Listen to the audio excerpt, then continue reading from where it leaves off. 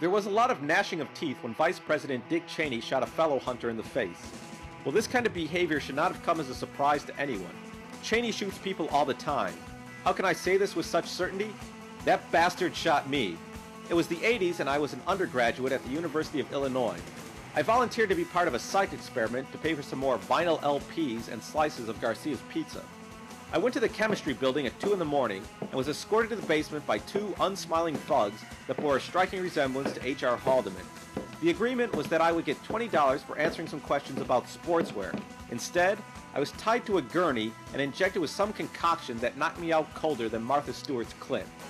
I went into a lucid dream that seemed to last for weeks on end. I would occasionally regain brief moments of awareness. It seemed like I was in the bowels of some sort of sailing vessel.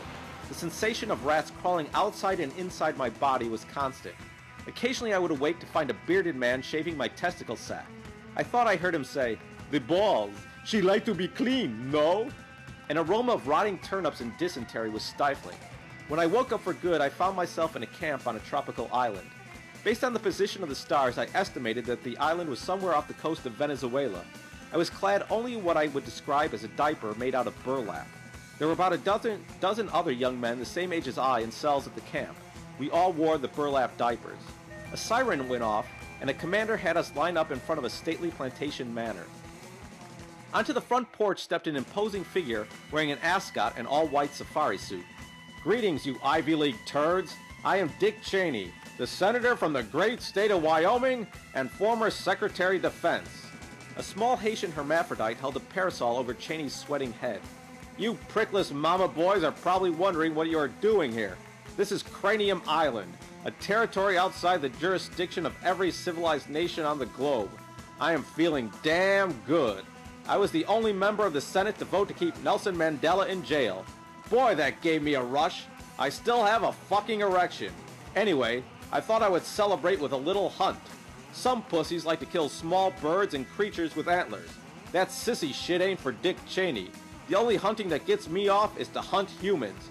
Figure it out yet, honor students? I'm gonna be hunting you pansies. After you are dead and skinned, you limp-wristed toads will be my lunch.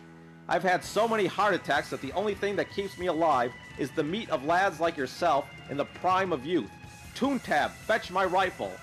With that command, the hermaphrodite handed Cheney an enormous shotgun. "All right, Debbies, I'm gonna count to 3, and then the hunt will begin." The grad student from Oberlin standing next to me puked on the spot. Cheney cleared his throat. 1, 2... Before he could say 3, he blasted the guts out of an English major from Iowa State. The student's steaming intestines spilled onto the hot Caribbean earth. "Toontab, tell Lynn we'll be serving tripe for dinner," bellowed Cheney with a sinister laugh. The remaining prey ran in all directions. Screaming, thrashing, and gun blasts filled the air. I ran into the jungle. The indigenous vegetation scratched my exposed legs, causing deep, bloody fissures. I was functioning on pure instinct. I could not fathom a successful outcome for myself. A homicidal madman had me trapped on his own private club dead. The sociopath had every weapon known to man at his disposal, and all I had was a burlap diaper. Sporadically, a shot or a yee-haw would ring out. My entire strategy for survival consisted of either running or cowering. As the day progressed, I heard fewer and fewer gunshots or yee-haws. Darkness fell over the island, and I was still alive. I climbed the highest tree I could find. From that vantage point, I could see Cheney with his hunting party. Cheney was atop a fiery black stallion. His minions held torches. In the valley, his voice carried. "I got 11 of the twerps. That means there's only one Nancy boy left." Toontab pleaded with his boss. "We get last one tomorrow. Go to house now. Make party." Cheney obviously did not like that suggestion because he blew off Toontab's head. "It's a shame to kill someone who gave such outstanding full-release massages, but that puny queer was getting on my last nerve," Cheney explained to his remaining employees. "Now let's find that last cocksucker and call it a night." He swigged from a goat-skinned bottle and commanded his steed to charge forward. I surveyed the darkened landscape and saw an enormous volcano rising into the sky. I figured my only chance was to climb to the top, where I would be in a better position to vend myself from Cheney's bloodlust. My only objective was to climb the jagged rocks as far as I could. As I neared the summit, two piercing eyes shone in the darkness. It was a young, scantily clad island maiden. "Who's there?" I inquired of the native beauty. "I am Lunka.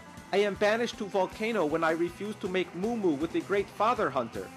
Though her speaking ability was crude, I discerned that she was a local tribal virgin who did not allow Cheney to violate her with his shriveled old wiener. The bitter bastard, incensed by her repulsion to his withered manhood, sent her to the volcano to die. I explained to Lunka that I too was an enemy of the great Father Hunter. The fear left her eyes and was replaced with a primal lust. A feral desire overtook the exquisite creature, and she offered herself to me. We made passionate moo-moo on the crest of the explosive mountain. Lunka's orgasmic cries alerted Cheney to our whereabouts.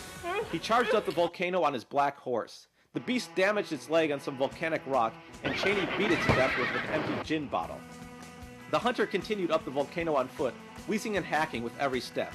"Soon your head will be on my mantle, and your ass will be in my stomach," screamed Cheney as he climbed. Cheney fired round after round blindly from his AK-47 into the blackness of the night. The bullets ricocheted all over the rock. A stray shot bounced off a boulder and cut my penis in half, leaving me with only 8 inches for future lovemaking sections with Lunka. She instinctively used her mouth as a tourniquet to stop the bleeding. "There is no escape, Darlene. Show yourself and I will make your death mercifully quick," Cheney offered.